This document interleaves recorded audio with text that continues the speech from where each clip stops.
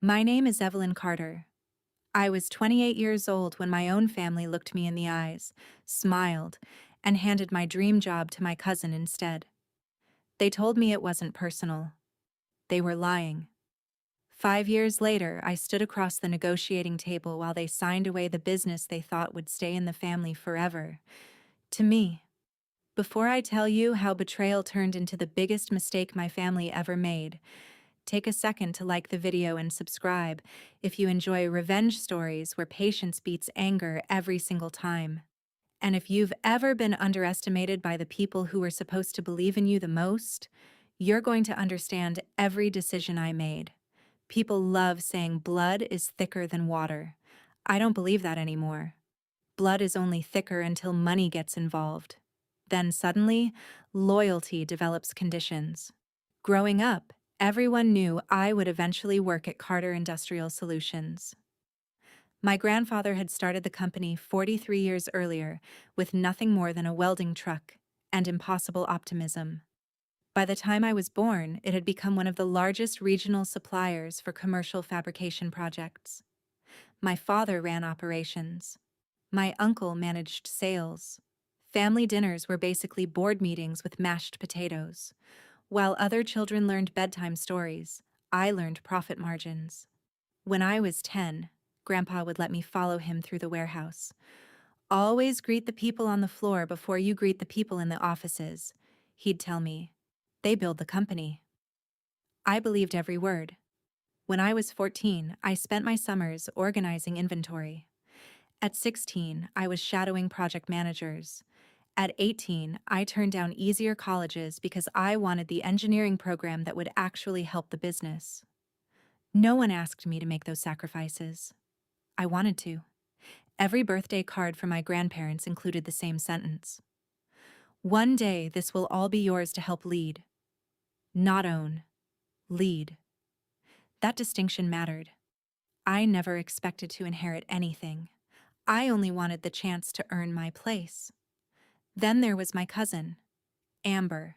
If I was the one quietly studying spreadsheets, Amber was the one posting vacation photos.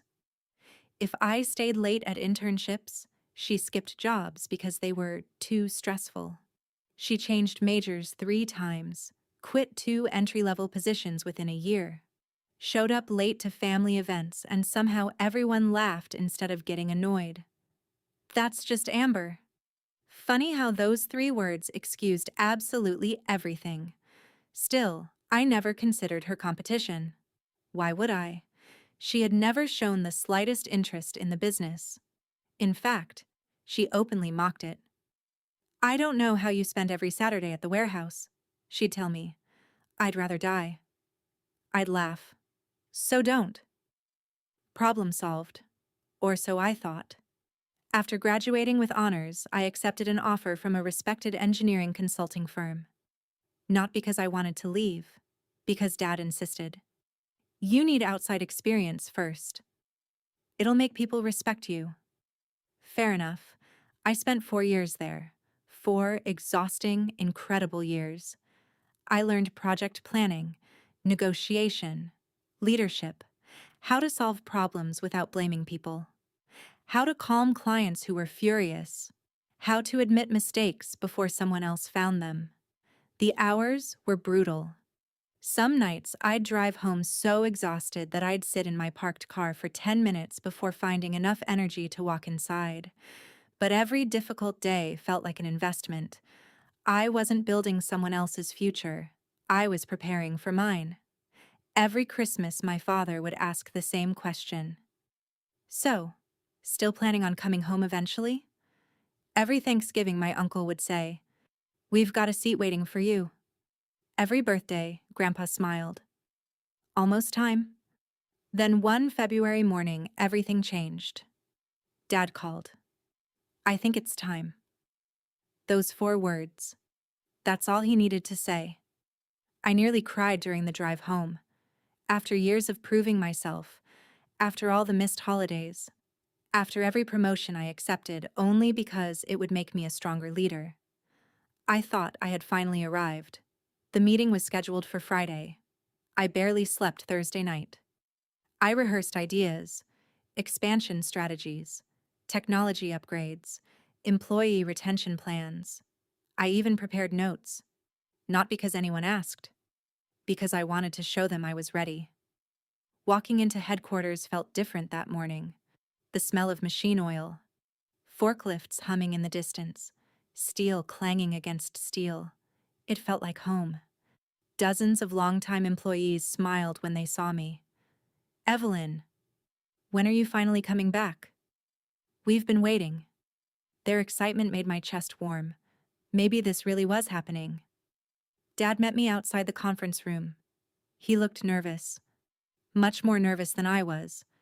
That should have been my first warning. Inside sat Grandpa, my Uncle Richard, the company attorney, Amber. I frowned. "What are you doing here?" She smiled. "I guess we're both interviewing." Interviewing? Nobody had mentioned another candidate. Dad avoided my eyes. "We wanted to keep our options open." Options. That word landed harder than I expected. Still, fine. Interview me. I'd spent years preparing. Amber hadn't worked a full 12 consecutive months anywhere. I wasn't worried. Not yet. The meeting began. Grandpa smiled sadly. "Evelyn, first I want you to know how proud we are." Past tense. Were, not are. My stomach tightened. Richard folded his hands. "The company is entering a new era." Dad nodded. "We've decided fresh leadership is important." Fresh leadership? What did that even mean?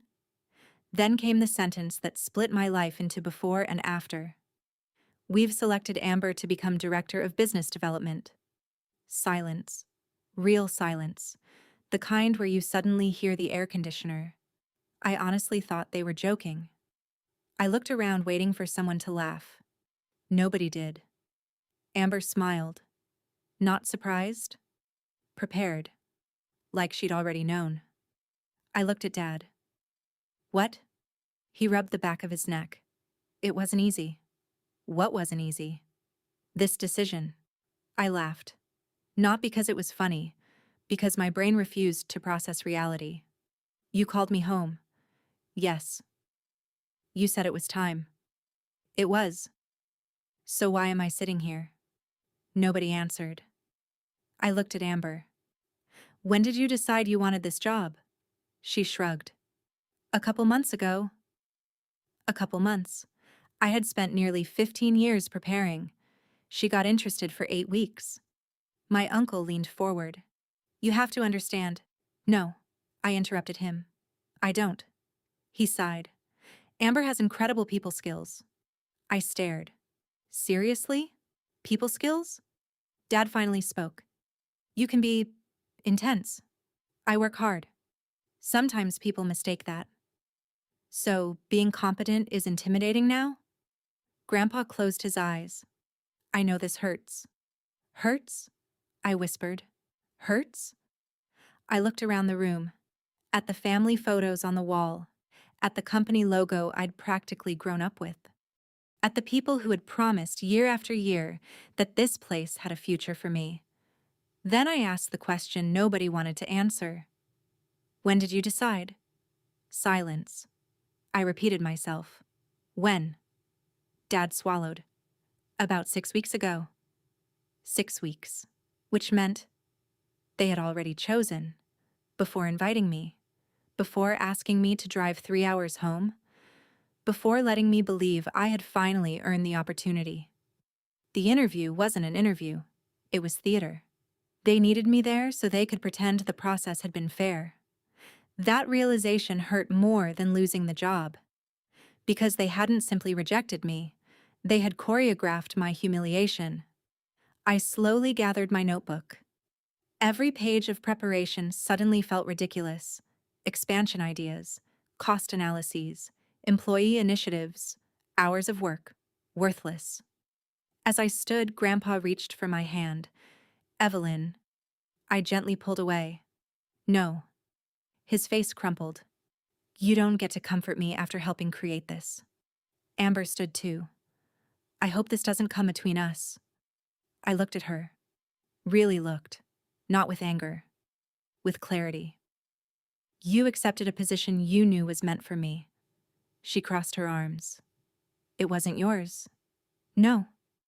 I nodded slowly. I guess it wasn't. I walked toward the door. Dad followed. Please don't make a scene. I turned around. My voice stayed calm.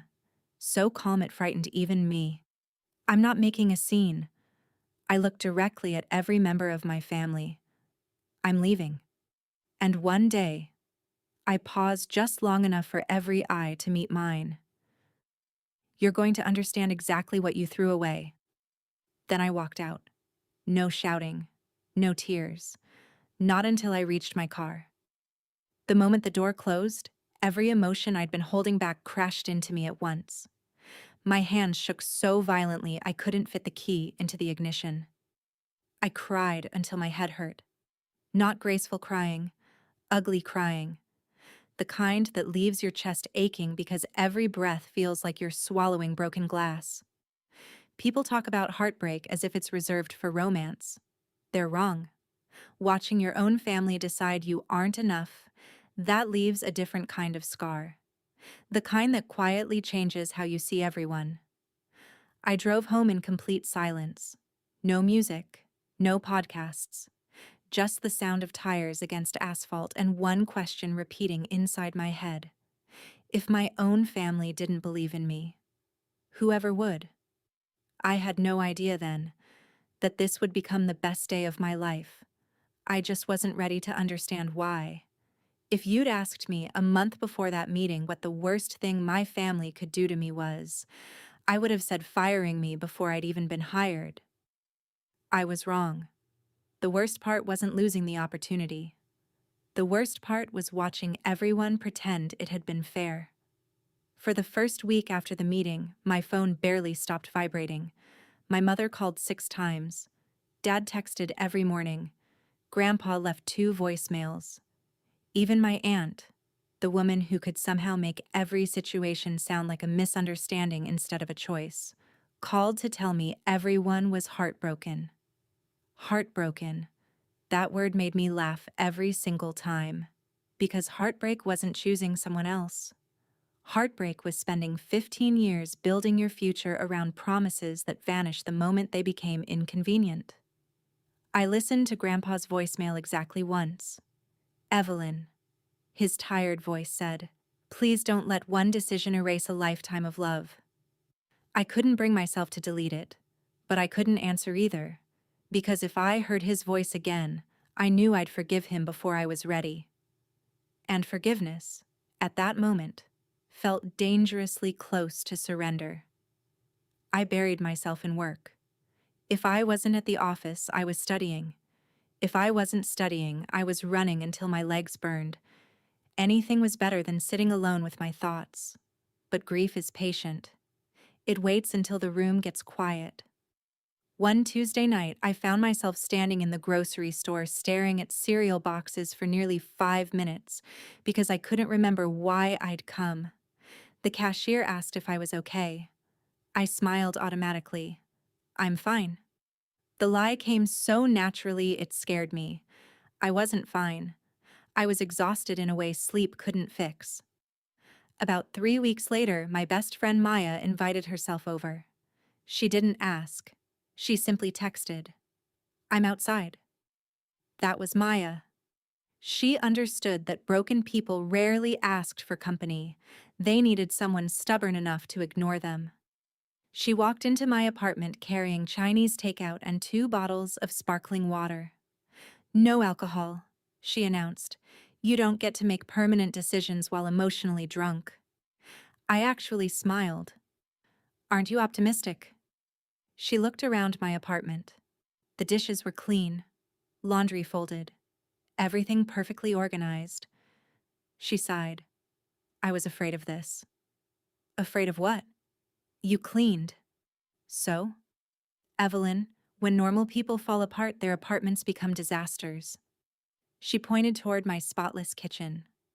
When you fall apart, everything gets cleaner. I looked down. She wasn't wrong. Cleaning gave me something I could control, unlike my life. We ate in silence for a while. Finally, she asked the question everyone else had avoided. So, I looked up. Do you hate them? I expected myself to say yes. Instead, the answer surprised me. No. She raised an eyebrow. No? I hate what they chose. I pushed my rice around with a fork. I hate that they smiled while doing it. I hate that they expected me to accept it.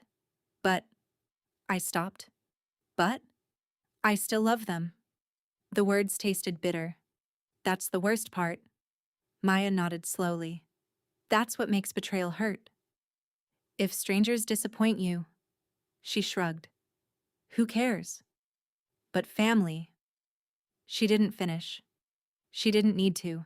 A month after everything happened, Amber officially started her new position. I only knew because LinkedIn congratulated her. There she was. Professional headshot, perfect smile, Director of Business Development, Carter Industrial Solutions. Over 200 comments. So deserved. What an exciting future. Perfect choice.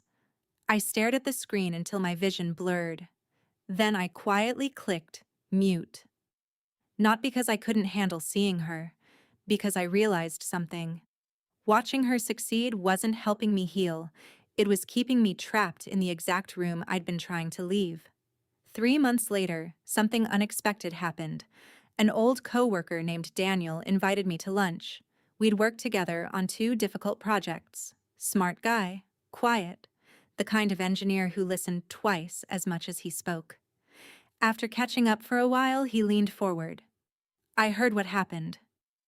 Word traveled fast in our industry. I appreciate you not pretending you didn't. He smiled sympathetically. I also heard something else.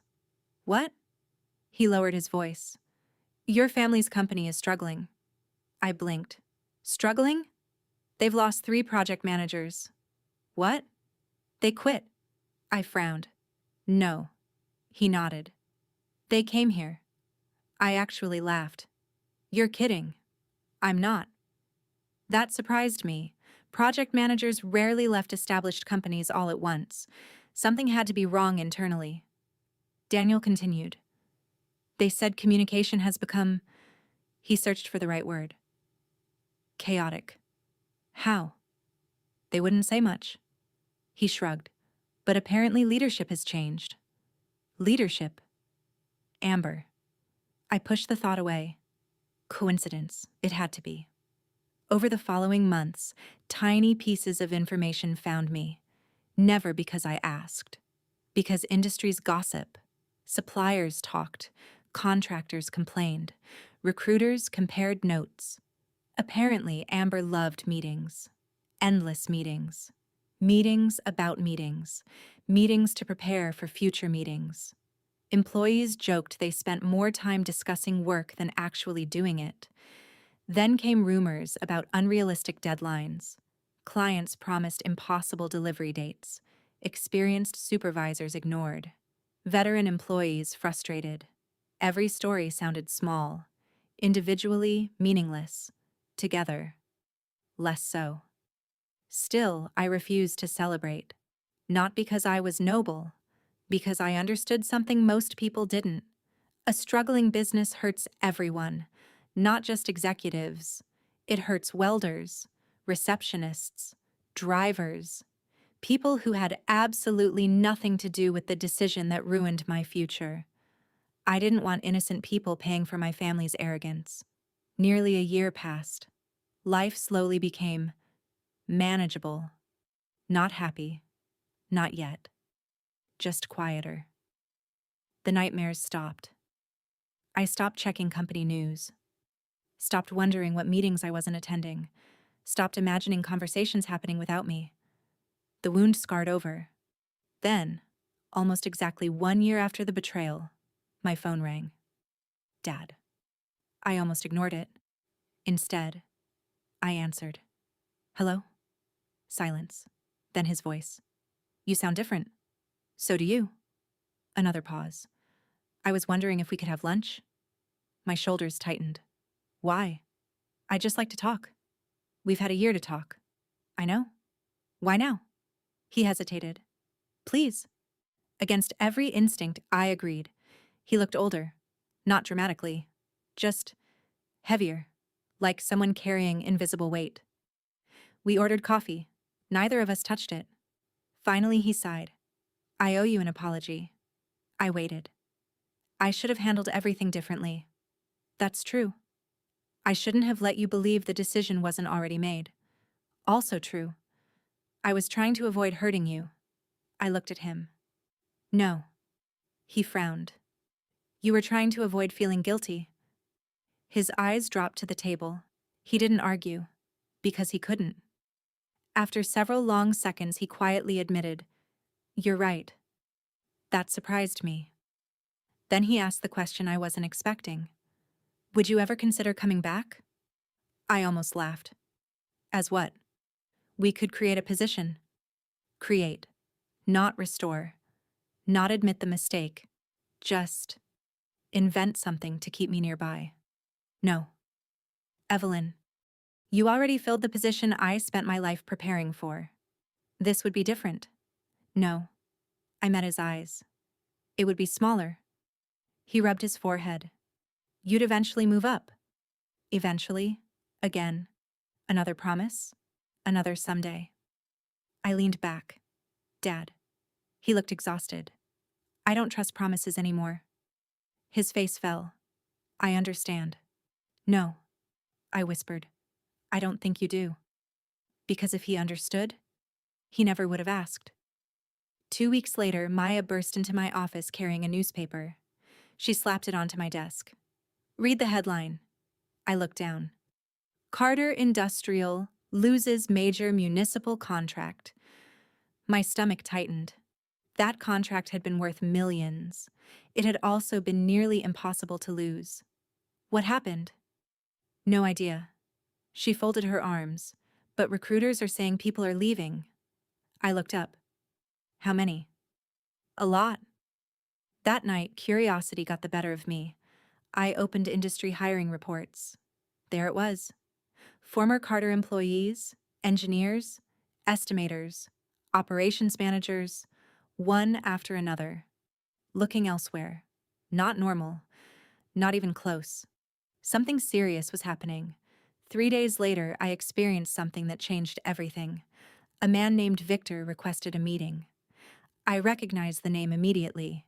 He'd spent 22 years at Carter. One of Grandpa's most trusted operations managers. He walked into my office looking tired. Not physically, emotionally. Evelyn, it's been a while. He smiled sadly. It has. After small talk, he got to the point. I've resigned. That shocked me. Victor had been practically family. Why? He stared out the window. Your grandfather built a company where experience mattered.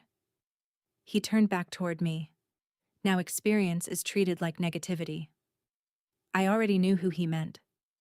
Amber? He didn't answer directly. I've watched 30 years of knowledge walk out the door because nobody wanted to hear uncomfortable truths. He sighed. I couldn't watch anymore. Then he said something that stayed with me forever. You know. He smiled faintly. We all thought you'd be the one sitting in that office. A strange ache settled in my chest. Apparently not. He shook his head. No. His voice became firmer. Apparently not yet. I frowned. What does that mean? He leaned forward. Evelyn, you've spent your entire career solving difficult problems? Yes. You understand operations? Yes. You know the clients. I do. And most importantly, he smiled. People trust you. I wasn't sure where he was going. Then he asked, have you ever considered starting your own company? The room went completely still. I almost laughed. My own company? Why not? I stared. Because the idea sounded ridiculous. Building a business required capital, employees, clients, equipment, insurance, office space. Years. Victor continued before I could answer. You're thinking about what you don't have. He tapped the table once. I'm thinking about what you do. What do I have? Reputation. Another tap. Knowledge. Another. Integrity. Then one final tap. And something your family's company has been losing for over a year. I looked at him. What? He smiled. People. That single word echoed in my mind long after he left. People. Not machines. Not buildings. Not logos. People. Because companies aren't really made of concrete and steel. They're made of trust. And trust can move. That night I couldn't sleep. I sat on my apartment balcony until almost sunrise, watching the city slowly wake up, thinking harder than I had in months. For the first time since that conference room, I wasn't thinking about what had been taken from me. I was thinking about what I could build. And those are two completely different mindsets. By the time the sun climbed over the skyline, I had made exactly one decision. I wasn't going to spend the rest of my life waiting for my family to realize they had made a mistake. If they ever understood my value, it would be because they saw it somewhere else. I just didn't know yet. That the first person to knock on my door would change everything. There are moments in life that don't feel important when they're happening. A conversation, a handshake, a simple yes. Only years later do you realize that was the exact second your entire future split into a different direction. For me, that moment arrived on a rainy Thursday afternoon. I was still thinking about Victor's question. Have you ever considered starting your own company? It sounded ridiculous every time I repeated it in my head. Me? Start a company that could compete with Carter Industrial Solutions? The business my grandfather had spent 4 decades building? No. It wasn't just ambitious. It bordered on arrogant. I had spent my entire career solving engineering problems. I knew how to manage projects, lead teams, negotiate contracts. I had never built a company from scratch. Those were completely different skills. And yet, the idea refused to leave. For nearly 3 weeks, I did nothing. At least, that's what it looked like. Inside my head, though, I was running thousands of simulations. What would it cost? Where would I find clients? Who would trust a brand new company? How long before I ran out of money? Every answer seemed to create 3 new problems. One night, Maya finally slammed her coffee mug onto my kitchen counter. You've been pacing for 20 minutes. I know. What are you afraid of? I laughed quietly. Everything. Be specific. I could lose my savings. Yes. I could fail. Yes. I could embarrass myself. Absolutely. I could spend years building something that never works. She nodded. Anything else? I looked at her. I could prove they were right. The room became very quiet. Maya walked over and rested both hands on my shoulders. No. Her voice was calm. You are afraid of proving them wrong? I frowned. That doesn't make sense. It does. She smiled sadly. If you fail, the story stays the same. They underestimated you. You tried. It didn't work. It's tragic. She squeezed my shoulder. But if you succeed. She let the sentence hang. My entire family was wrong. Exactly. That realization scared me more than failure, because success would force me to stop seeing myself as the victim. I'd have to become the person responsible for building something better. The next Monday, I filed the paperwork. The name came surprisingly easily. Northbridge Strategic Solutions. I chose it because bridges connect places that seem impossible to reach. I liked that. The paperwork itself took less than an hour. Years of dreaming, reduced to signatures and electronic forms. Walking back to my car afterward felt strangely anticlimactic. There were no fireworks, no inspirational music, no magical feeling. Just me, holding a folder, wondering whether I'd just made the smartest or dumbest decision of my life. My headquarters was a spare bedroom in my apartment. 1 desk, 2 folding chairs. a laptop, a whiteboard, and exactly $12,000 left after startup expenses. Every purchase felt terrifying. Printer? Necessary? Maybe? Business cards? Waste of money? Internet upgrade? Could I justify it? When every dollar matters, even buying pens starts to feel like making investment decisions. I stopped eating at restaurants, canceled streaming subscriptions, sold my second car. I wasn't miserable. I was focused. There is a strange peace that comes from having one clear objective. Everything either helps the mission or it doesn't. Life becomes surprisingly simple. The first person I hired wasn't an employee, it was Victor. Technically, he became an independent consultant, mostly because I couldn't afford anything else. When I apologized for the modest compensation, he smiled. "Evelyn, I've made enough money. I'm investing in people now." Those words stayed with me. Investing in people. Not machinery, not office buildings. People. Grandpa had believed that once. Somewhere along the way. The company had forgotten.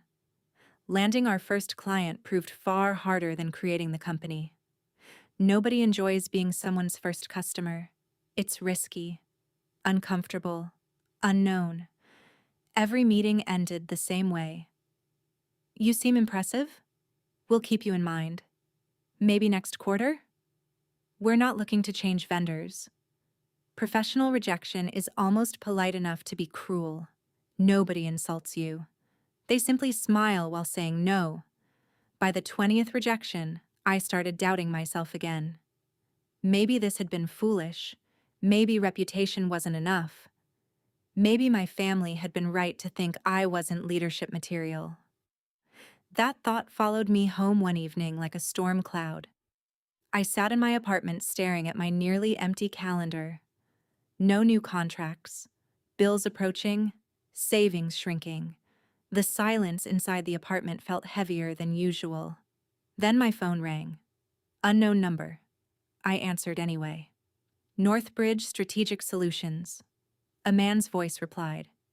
"Is this Evelyn Carter?" "Yes." "My name is Anthony Hughes. I was given your number by Victor." I straightened immediately. "I understand. I'm having serious problems with one of our fabrication projects. I'd like to meet." After hanging up, I didn't celebrate.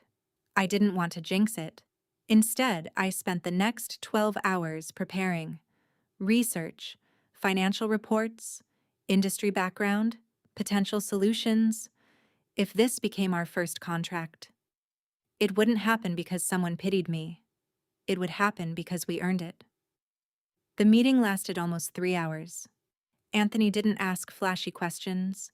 He asked practical ones. What happens if schedules slip? How do you handle supplier failures? What would you do if costs suddenly increased? Every answer came naturally, not rehearsed, experienced. At the end, he closed his notebook. "I've spoken with 4 firms." I nodded. "I know. You're the smallest." "I am. You also spent the least amount of time talking about yourself." I smiled. "I'd rather solve your problem than advertise." He laughed. I noticed. Then he stood, held out his hand. "You've got the contract." For half a second, I forgot how to move. When our hands shook, it wasn't just a business deal. It was proof. Proof that someone believed in me without sharing my last name. I sat in my car afterward and cried. Again. But these tears felt completely different. The first time I'd cried in my car. Someone had taken away my future. This time, I'd just built the first piece of a new one. Word spread surprisingly quickly. Not because Northbridge was famous, because clients talk. Especially when someone quietly solves problems other firms ignored. Anthony referred another company. That company referred another. Small contracts became medium-sized projects. Medium projects became long-term partnerships. Nothing exploded overnight. Growth looked almost boring from the outside. Inside, it was relentless. 12-hour days became 14, weekends disappeared, vacations became myths. I answered emails at 2 in the morning, reviewed blueprints while eating dinner, learned payroll, insurance law, tax filings, hiring regulations, and software systems all at the same time. Running a business wasn't glamorous. It was thousands of tiny decisions made correctly over and over again. One afternoon, nearly 18 months after opening, Victor walked into my office carrying a stack of resumes. "We have a problem." "What?" "We need more engineers." I smiled. "That's a good problem." "It gets more interesting." He slid the resumes across my desk. I recognized the names immediately. Former Carter employees. One after another. Estimators, project coordinators, senior supervisors, people I'd known for years. I looked up. "They applied here?" Victor nodded. "They didn't even ask about salary first." "Why?" He smiled. "They want leadership." I stared at the papers. Some of these people had spent decades with my family's company. Leaving wasn't just changing jobs. It was changing identities. "What happened?" Victor sighed. "The same thing that's been happening." They stopped feeling heard. One sentence. Simple. Devastating. Companies almost never lose their best people because of money alone. They leave because they stop believing their voices matter. I interviewed every single applicant. Not one mentioned Amber by name. Not once. Instead, they all used the same phrases. "We're constantly ignored." "Nobody listens." "Every decision is political." "Experience isn't respected anymore." Different people, different conversations, same story. Patterns rarely lie. As Northbridge grew, something inside me began changing. At first, I wanted revenge. Every late night, every successful proposal, every new client. Some part of me imagined my family finding out. Imagined them regretting their decision. Imagined them finally admitting they'd underestimated me. But slowly, that fantasy disappeared. I became too busy. Not because I had forgiven them, because I no longer needed their approval. That surprised me more than anything. The opposite of obsession isn't hatred, it's indifference. And indifference is wonderfully peaceful. Then came the industry conference, the first one I'd attended since leaving Carter. Nearly 500 executives filled the convention center. I wasn't nervous until I saw them. Dad, Uncle Richard, Amber, standing together across the ballroom. For a split second, none of us moved.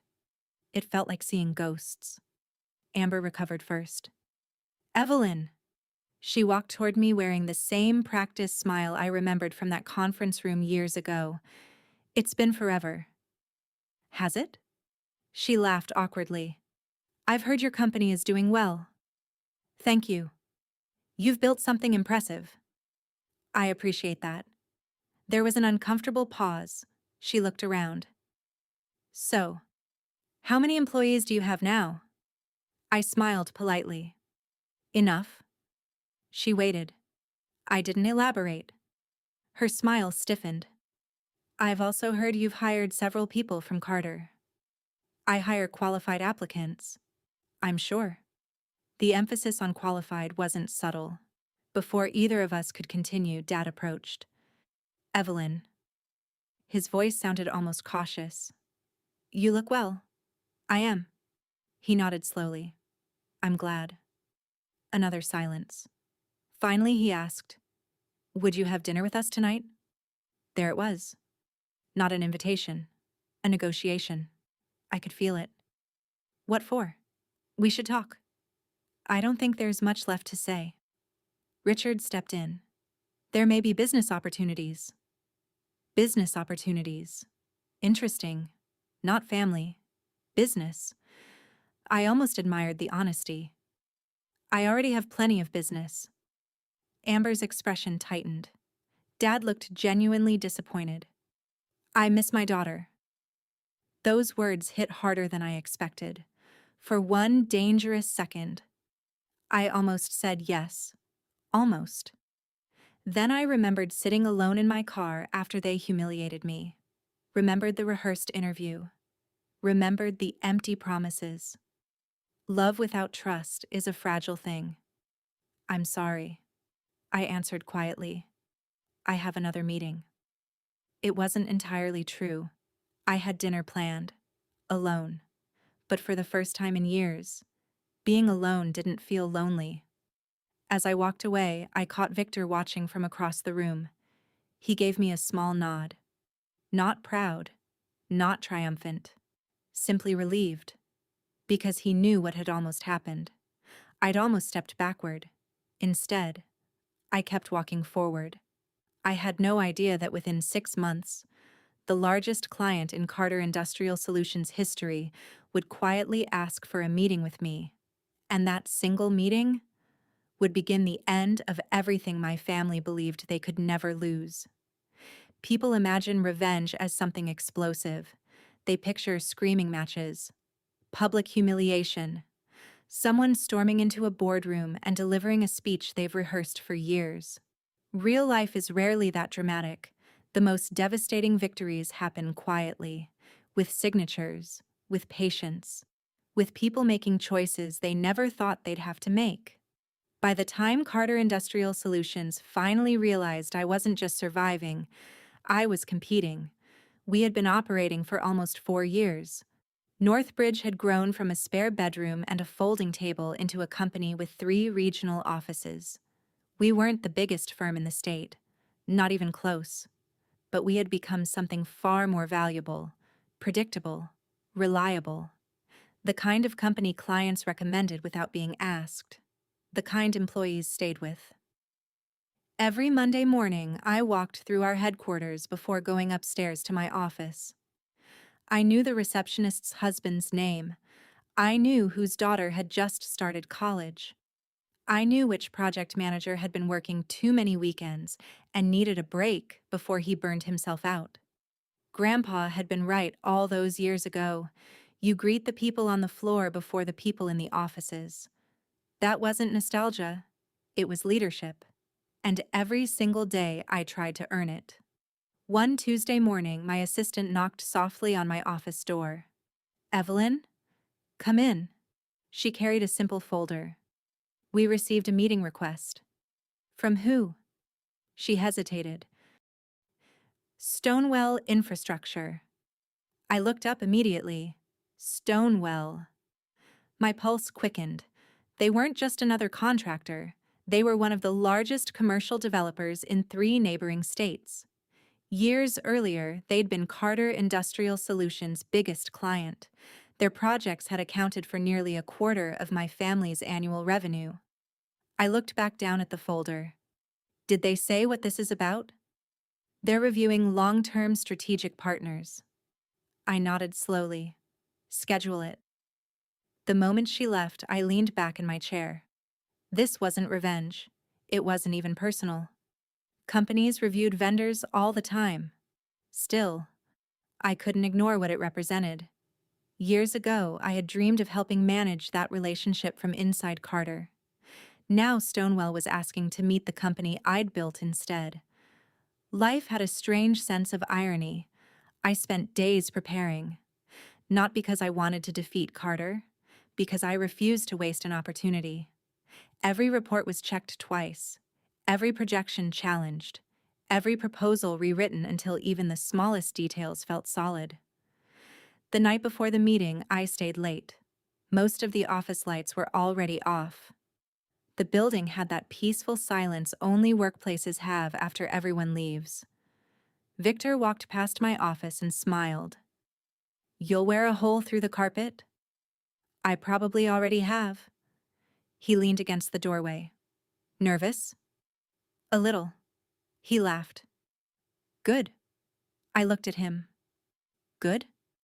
"The day you stop getting nervous about important opportunities is the day you stop respecting them."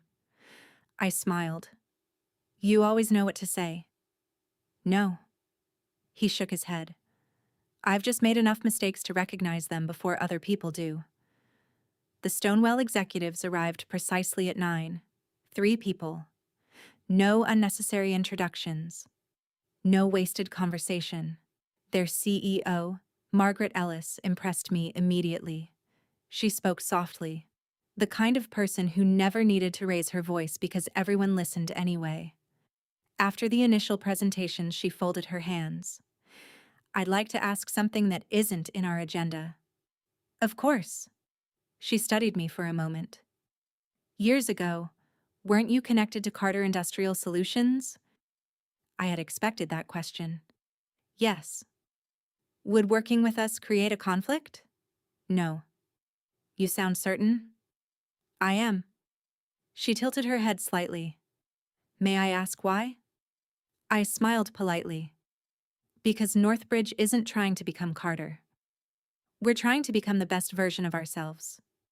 Something in her expression softened. That's an excellent answer. The meeting continued for another 2 hours. When it ended, there were no promises, no hints, only professional handshakes. As they left, Margaret paused at the door. I appreciate something. What is that? You never mentioned your former company once. I blinked. She continued. Many people build businesses by talking about competitors. You spent the entire meeting talking about your clients. Then she smiled. That tells me where your priorities are. 3 weeks passed, then 4. Nothing. Business continued as usual. New contracts, hiring interviews, budget meetings. I deliberately stopped thinking about Stonewell. Some opportunities aren't meant to be chased. Eventually, on a quiet Friday afternoon, my phone rang. Margaret. We've reached a decision. I closed my office door before answering. I'm listening. We'd like Northbridge to become our primary strategic partner. For a moment, I couldn't speak. Not because I was shocked. Because of what I understood without her saying it. Stonewell wasn't adding us. They were replacing someone. She confirmed it herself. We've concluded our relationship with Carter. I closed my eyes. Not out of satisfaction. Out of respect for the weight of the moment. A business relationship spanning decades had just ended. That wasn't something to celebrate lightly. Margaret continued. It wasn't a sudden decision. It took nearly 2 years. That sentence stayed with me. Nearly 2 years. Not because of one mistake, not because of one contract. Because trust had eroded slowly, quietly, decision after decision, conversation after conversation, exactly the way trust is always lost. Industry news spreads quickly. By Monday, everyone knew. The calls started arriving. Suppliers, recruiters, former colleagues, people who wanted to know whether the rumors were true. I answered every question the same way. We're grateful for the opportunity. Nothing more. No victory speeches, no sarcastic comments, no celebration at Carter's expense. Our work would speak for itself. 2 weeks later, my father called. For the first time in years, I answered immediately. Evelyn. His voice sounded tired. Can we meet? I looked through my office window. Employees laughed together in the break room. Someone had brought homemade cookies. A project manager was explaining something on a whiteboard while 3 younger engineers listened carefully. It struck me that this company no longer felt like mine alone. It belonged to everyone inside it. Yes, I said quietly. We can meet. We met in the same small restaurant where he'd apologized years earlier. He looked older than I remembered. His shoulders seemed permanently lowered as though carrying an invisible weight. After ordering coffee, neither of us spoke for almost a minute. Finally, he looked at me. We lost Stonewell. I know. They chose you. They did. He nodded once. I suppose they made the right decision. Hearing him say that, after everything, brought me no joy, only sadness. Because this wasn't the father who had taught me how to read blueprints. This was a man trying to understand where everything had gone wrong. He took a slow breath. I owe you another apology. I stayed silent. We spent years believing the company belonged to the family. He looked down at his hands. We forgot it actually belonged to the people who trusted us. I thought about that for a long moment. That's a difficult lesson. It is. He smiled weakly. I think your grandfather understood it. I think we stopped listening. For the first time since the betrayal, I believed he meant every word. A month later, I received another call. This time from Grandpa. His voice sounded fragile. Would you visit me? I drove to the old farmhouse where I'd spent so many childhood summers. He was sitting on the porch, older, thinner. But his eyes were exactly the same. We didn't hug immediately. We simply sat together, watching the evening settle across the fields. Finally, he spoke. I made the biggest mistake of my life. I looked toward the horizon. You weren't the only one. No. He nodded. But I was the oldest. So the responsibility was mine. After another long silence, he smiled sadly. You know, I always believed the company would stay in the family. It did. He frowned. I turned toward him. The company wasn't the buildings. It wasn't the equipment. It wasn't the logo. It was the values. I smiled gently. You taught those to me. A tear rolled down his cheek. And you protected them better than I did. He reached into his jacket and handed me a faded photograph. It showed the two of us standing in the original warehouse when I was about 10 years old. Both of us covered in dust. Both smiling. I kept this on my desk. He laughed softly. Even after everything. I looked at the picture for a long time, then carefully placed it back in his hand. You keep it. I don't need a photograph anymore. I remember. 6 months later, Carter Industrial Solutions announced it was seeking investors. The news wasn't shocking. Anyone paying attention had seen it coming. Shrinking market share, leadership turnover, lost contracts. The company needed capital. Several investment firms expressed interest. So did one strategic buyer, Northbridge. The board requested a confidential meeting. Not because I had pursued them, because they had approached us. When I walked into that boardroom, I paused for the briefest moment. The conference table was the same. The windows were the same. Even the framed photographs on the wall hadn't changed. 5 years earlier, I had walked into that room believing I was about to begin my future. Instead, I'd watched it disappear. Now I entered carrying a proposal they had requested. Not revenge. A business plan. The meeting lasted nearly 4 hours. No one raised their voice. No one blamed anyone. We discussed employees, debt, operations, facilities. Most importantly, we discussed preserving jobs. When the negotiations ended, Uncle Richard looked at me. I never imagined this. I answered honestly. Neither did I. The acquisition closed several weeks later. Newspapers called it a takeover. Industry analysts called it consolidation. People online called it poetic justice. None of those descriptions felt entirely accurate. Because the company I acquired wasn't the one my grandfather had built. That company had disappeared long before the paperwork was signed. What remained was a name, buildings, equipment, and hundreds of hardworking employees who deserve stability. Those employees mattered. The rest was just business. On my first morning as CEO of the combined organization, I arrived before sunrise. Old habit. I unlocked the front doors myself. The warehouse was quiet. The same scent of steel and machine oil drifted through the air. For a moment, I simply stood there, remembering the little girl who had once followed her grandfather through these aisles. She had believed hard work guaranteed fairness. She had been wrong. Life isn't fair. Families sometimes fail us. Promises are broken. Dreams collapse. But none of those things decide who we become afterward. We do. As employees slowly began arriving, I greeted each one by name whenever I could. Some looked nervous, others hopeful, a few uncertain. I understood all of those feelings. Before heading upstairs, I stopped in the middle of the warehouse, exactly where Grandpa used to stop with me. I smiled to myself. Then I walked over to the first welding station. "Good morning," I said. The welder looked up and smiled. "Morning, boss." And somehow, that single word meant more to me than the title I'd spent half my life chasing, because this one, I'd earned. People still ask whether I got revenge. I usually tell them no. Revenge suggests I spent years trying to destroy my family. I didn't. I spent years building something they couldn't ignore. The truth is far less dramatic than people expect. I didn't take their business.